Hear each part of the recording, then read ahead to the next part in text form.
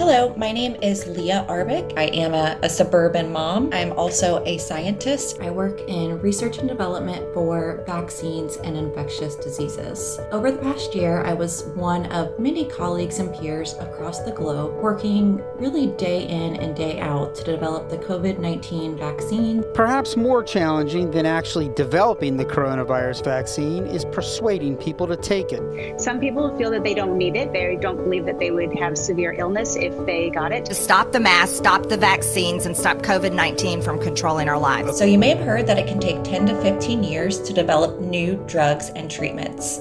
However, in the case of COVID-19, they were able to be developed in less than a year.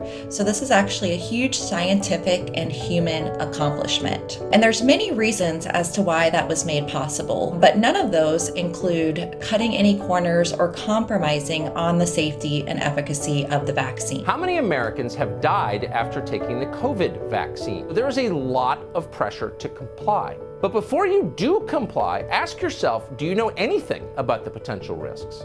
I work in one of the most regulated industries, and it's for good reason. All vaccines and treatments undergo rigorous testing for safety and efficacy. COVID-19 vaccines in particular, they were the gold standard. All the scientists, researchers, and doctors around the world, companies or academic settings, they were all coming together to share knowledge and information to solve this global challenge. And it's something like I've never seen before. As a scientist, a researcher, but most importantly, a mom, I want people to understand that behind science, behind vaccine development, there are normal people just like me. We do what we do to help improve and save lives. That is the only agenda.